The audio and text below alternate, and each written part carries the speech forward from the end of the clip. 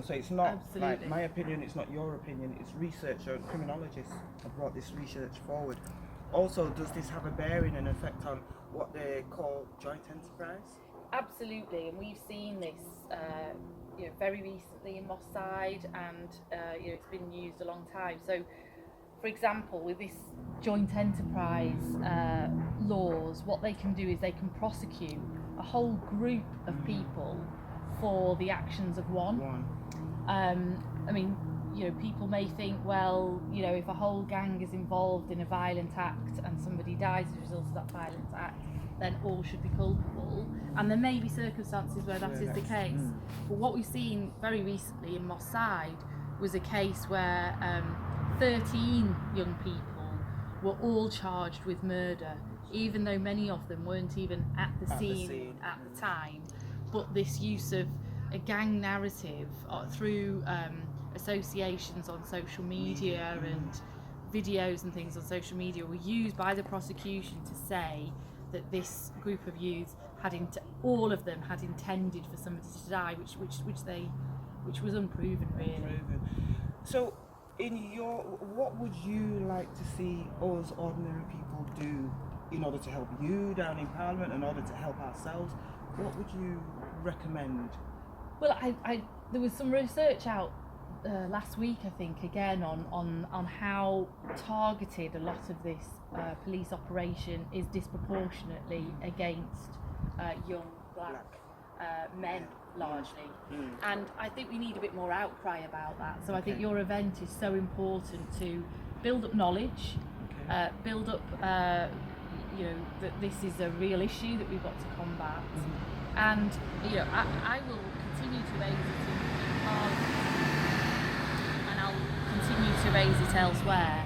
But I think the more we can get the grassroots side of that as well, I think that would be really important. So we should be asking questions in whatever organisations we work in. Who is in who, from charities, voluntary groups, others, asking the police and the other statutory services, what knowledge do you have about the matrix, about the use of these labels? Can you justify them?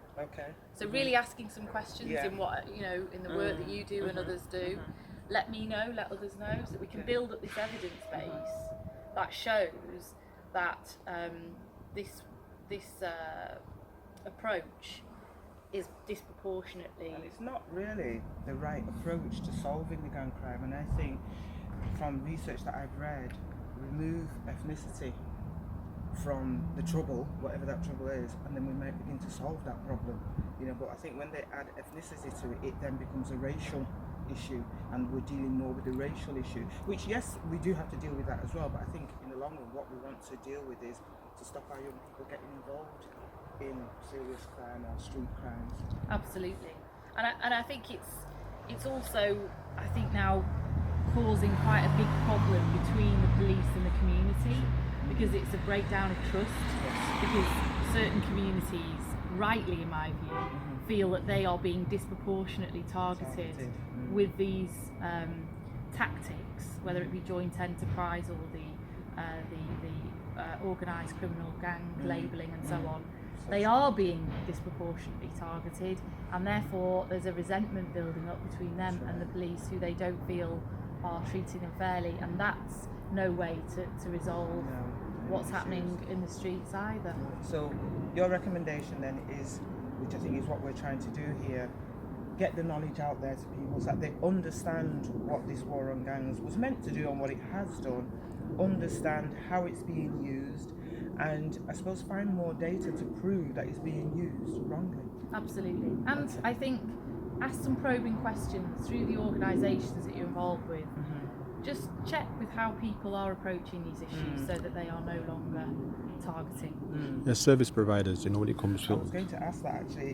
One question I was going to ask, because you mentioned the police, because there's lots of other stakeholders that this information has been cascaded down to. You've got DWP, we've got social services, PRU units. What kind of questions should we be asking them? Because they may turn around and say, well, the policy was given to us to use and work by, and we're just using it. what questions could we be asking them? I mean, what legitimate questions should we be asking them? I think we should, people who are being passed on this information, I think should be asking questions about how was this arrived at, and if that is not your view of that person, then you should be questioning that, because, as I say, you know, really what, you know, very few of the serious organised criminals who operate in gangs, very few of them are young people. You know, these are like, you know, they're more experienced than that. That's right. So there shouldn't really be that many young people getting themselves targeted at that. And my question always is, well, if you suddenly think there's a 14-year-old who is involved in involved in a serious organised network, then is that not?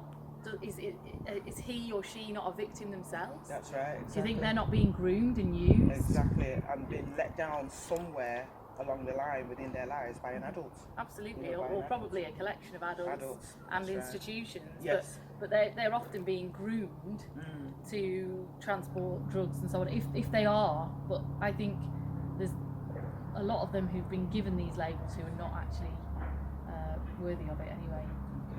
All right, thank you, Lucy. Thank you very much.